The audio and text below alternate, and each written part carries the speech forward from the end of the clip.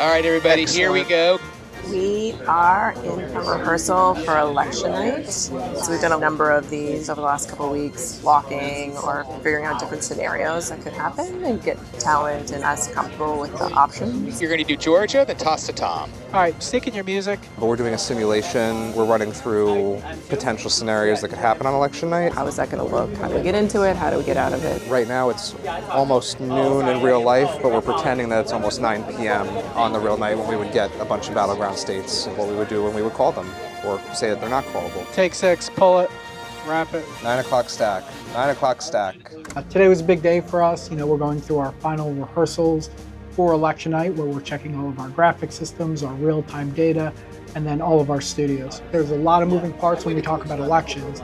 Thousands of graphics between all the different studios, of which we're using 6 studios in this building, 8 control rooms, over 50 cameras, almost 200 render engines of graphics. Obviously election nights are, it's our Super Bowl, it's our World Series, our Olympics. So we want to put our best foot forward. But a lot of the reasons we changed the studio is so that we could be more pointed about the way we storytell with data, as opposed to an everyday broadcast. Really the data, the numbers are what drives this type of evening. And so we want to make sure we have the right resources between video walls and virtual technology that we could display the data in a way that's easy for the viewers to understand. This is the main anchor desk for our network coverage. We're in Studio 4E.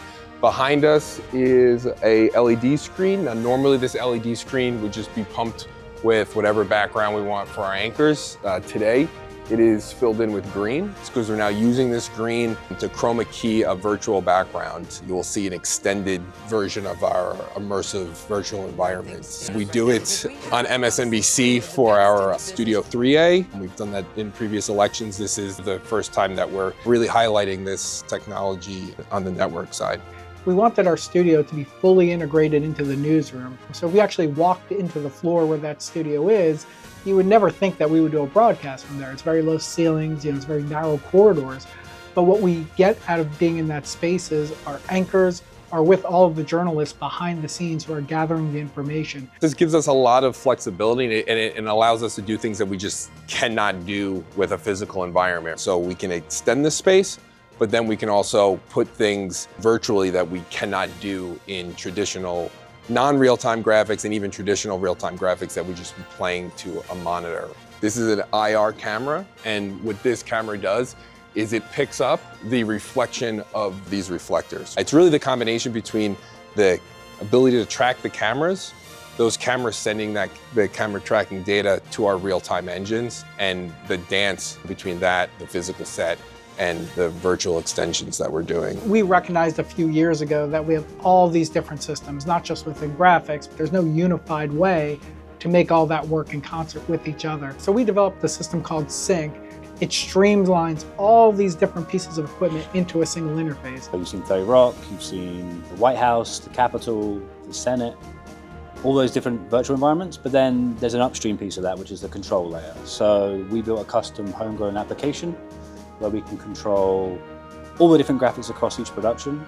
We have probably 100 plus people, 100 different graphics channels, all different storytelling devices, and in our app actually on air. We are now bringing this into our election world, and we've seen a lot of great success, not just in we could streamline how we operate and we could be faster to get information on air, but because of the back-end engineering of it. And then when we do those big wow moments like the president or the House or the Senate, and everyone's kind of in unison and controlling the set, it's really impressive to see. When there's results or polls closing or any other big moments, we can have the whole studio change in one shot, which is very cool to see on air. I say this all the time, especially when we talk about like set design and graphics. When you go to a Broadway play, you don't go home humming the scenery. This is all about the music. This is all about the editorial. And so our hope is all of the things we're doing with our technology, with our creative, all help explain the editorial of the night better.